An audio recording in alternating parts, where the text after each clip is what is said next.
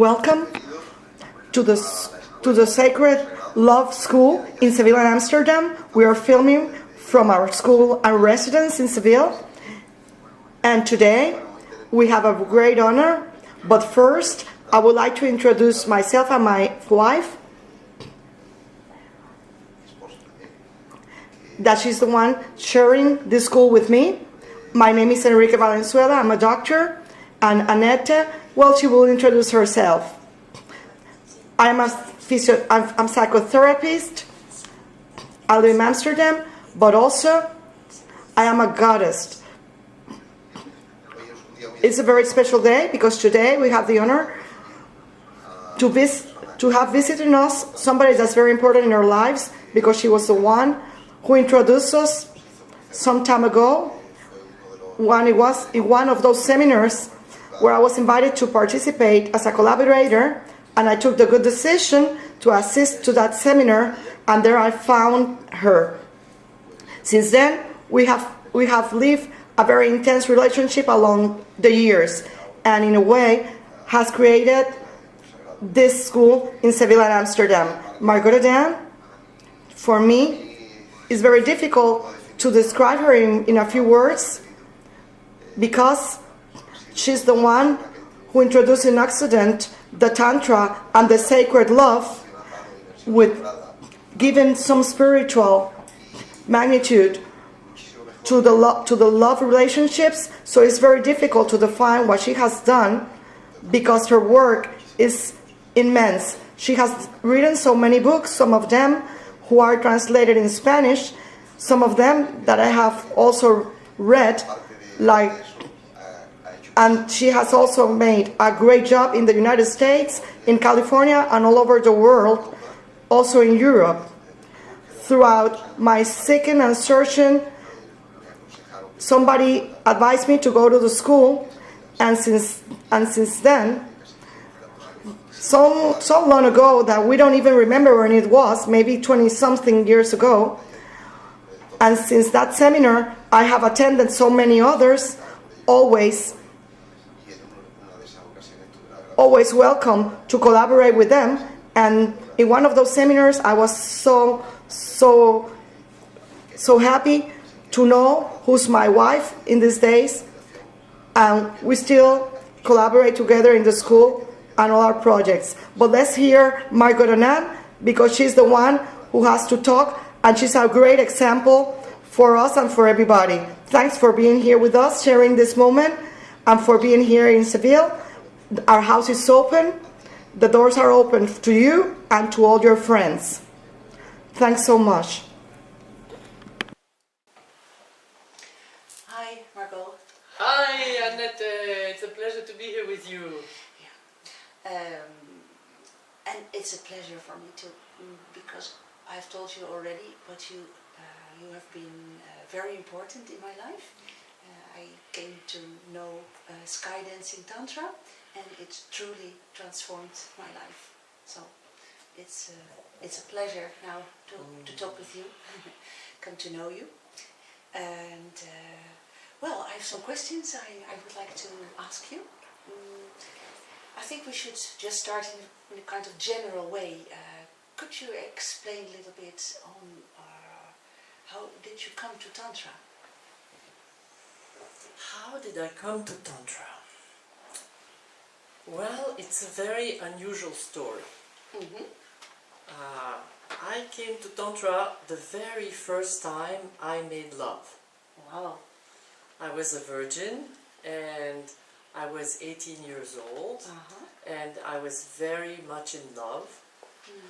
And when we made love for the first time, I felt myself projected outside of my body in a realm where I realized that I was just light, pure light. And that is what I was before I incarnated in this body. And that is what I would remain after I left this body. And so this was such a huge experience that I actually really felt the freedom of being without boundaries. Yes. So without being attached to a particular culture or a family or my education or a school, just light, free. And so when I came back into my body to a normal human orgasm, which was very good, I realized that sexuality for me must be the door to the spiritual life, the spiritual experience. Yeah. And so that's how I began to explore around the world all the traditions of sacred sexuality, to understand what happened. And at some point I was fortunate enough to work with Deepak Chopra, Yeah. and I remember he gave an interview for Playboy magazine, and the title of the interview was, I love that, Does God Have Orgasms? Aha. So That's that great. was another confirmation that there is a spiritual dimension to our sexuality. Yeah, yeah. This was the beginning for me in Tantra.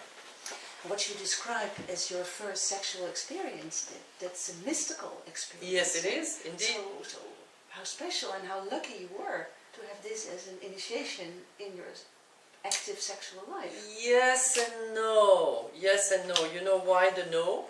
Yeah, tell me. Because all of us here in this room, I'm sure, and maybe you and Enrique too, I don't know, but you will tell me, we all have one time a great experience where the whole body vibrates and we are, oh, this is it, we have discovered everything, all that we can be.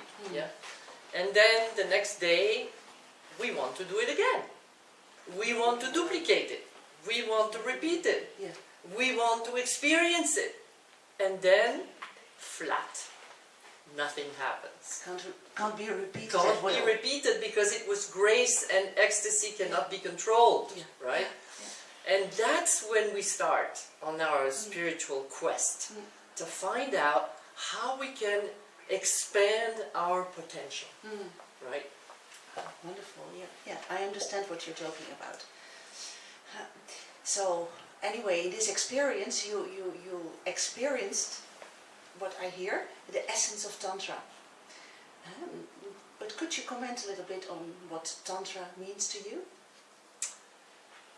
Well, the word Tantra means tan is weaving, I think, and tra is expanding.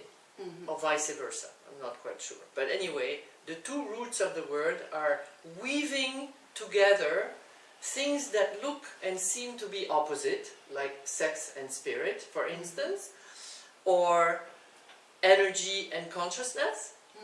And through this weaving together from the many into the one, consciousness expands. Yeah. Okay? And so this is what Tantra is about. Tantra is one of the rare spiritual paths that has included sexuality in its teachings. The Tantra is one of the rare spiritual paths, mystical dimensions that teaches about sexual alchemy, about riding the orgasmic power all the way to ecstasy, which is what sky-dancing Tantra is about. You established your own school, which is called Sky Dancing Tantra. I know it. But maybe you can talk a little bit more about what Sky Dancing Tantra is about. Well, if I say the word sky dancing, what does that evoke in you? It means you're in the sky, so you're beyond gravity, you're floating, you're expanded, you're light. And sky is something connected with the etheric, with the expansion of consciousness, with the experience of oneness. So sky dancing Tantra was actually a tradition that was started by Buddha Padmasambhava and Yeshe Tsogwel, his partner, who were alive in the 8th century Tibet. And Buddha Padmasambhava, Guru Rinpoche, is a very well-loved Buddha master teacher of the Tantric tradition of crazy wisdom, shocking the disciple into awakening. Like the Zen master putting the Zen stick on top of your head. Something is happening that is beyond my possibility to understand. And now I'm projected outside the box. And I'm into the infinite unknown. So, in a way, Buddha Padmasambhava and Yeshe Tsogyal started this tradition. And there is a book written called The Sky Dancer about the life of Yeshe Tsogyal. And they were totally wonderful beings that kind of appeared to me. And I received a transmission that gave me the understanding that they were very important in me being the translator of a transmission. And the difference between sky dancing tantra and other schools of tantra is that sky dancing belongs to the tradition that says he or she who is capable of teaching tantra must have received initiation from an enlightened master. Okay? Because then when you have an enlightened master who tells you you are ready to do the transmission of this work, you are ready to join into the morphogenetic field that was created by all the people who came that way and went that way, which are the Buddhas, which are doing these practices and which are creating this field, this energy field, you see. So, this being a transmission of a school, of a tradition, creates a protection. And the protection is very, very important, because the protection allows us to do wild things, but to do them for the highest goal, which is awakening. Yeah. Beautiful, beautiful explanation, beautiful. And, well, you're already talking about expanding consciousness, and maybe you can talk a little bit more about how Tantra can be a spiritual path. You are talking about that already, but that, I mean, that goes beyond the personal, that becomes transpersonal. Yeah, well, Annette, I'm very distracted by your beautiful legs. Look at these incredible legs. Look at these incredible shoes. I mean, what an honor to be interviewed by such a goddess. Wow. I have to... Thank you. I have to make the joining between the sensual and the spiritual through your leg. Okay. Okay. Yes, but you yourself, you're very beautiful too. Thank you, thank you. So anyway, the spiritual dimension is like this. In the method of developing sky dancing tantra, I thought, what is the basic? Where do we start? Well, we start with healing our sexuality. Because if we don't have this sense that we are healthy and free and trusting and loving ourselves and our sexuality, how can we move on? How can we go anywhere? So we start with healing.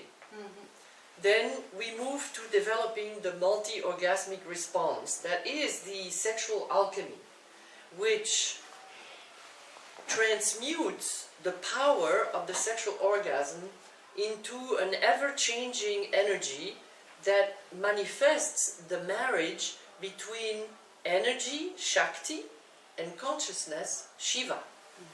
So the marriage between energy and consciousness, or between life and spirit, is what creates all the forms in the universe, and is what gives us a sense and inspiration to expand our potential. Because basically we are made of, composed of, being of an infinite potential for creativity. And so, when we begin to channel the orgasmic power through each of our energy centers, we arrive at the crown, into the oneness, into the ecstasy, into the joining with all that is. And that's what the spiritual dimension of sky dancing is. Transforming the expanded orgasm of release, the throwing out of our energy, to the imploding orgasm of expansion. We channel the energy, we don't throw it out. We take it in and through and move it to the place where it becomes a state of infinite expansion. And when a man and a woman, or a woman and a woman, or a man and a man, because we don't make any distinction here, this works for everybody, when they do that together, they move into sky dancing. Right. That is, being together beyond the ego, beyond I want, I don't want, I like, I don't like, beyond I have a male body, I have a female body, nothing like that. We are flying in the sky, we are one together. Yeah. And now I just wanted to come back on your comment on my leg. Well, it's sort of funny, but I think there is also much more to it.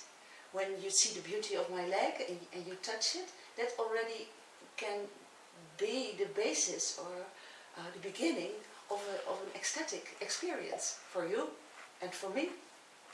So it's tantric sexuality does not have to do always with genital sex. You can find ecstasy in every part of your body. Every cell is can be erotic. Yes. There is a very beloved book, which is ancient Tantric sutras taught maybe 5,000 years ago, that has recently been retranslated and is called the Radiance Sutras. And it has been translated by a man named Lorraine Roche, who is a scholar of Sanskrit. And the Radiant Sutras and the teachings of the Vijnana Bhairava Tantra, okay, which are the teachings of how to penetrate bliss. And this is a dialogue between Shakti, the goddess, and Shiva, the god. And Shakti asks Shiva, "Tell me, O Radiant One, how can I experience the infinite being of my nature into the simplest part of my life?" And he says, "When upon touching the body of your beloved, feel the vibration, feel the energy, breathe into it, and let that vibration expand into you until the infinite." You see, just what you said. Exactly, yeah. Thank you for understanding. Thank you. I think we're going to have a break and then we'll continue talking. Very good. Okay. Perfect. Thank you. Thank you. Es muy interesante. Very interesting.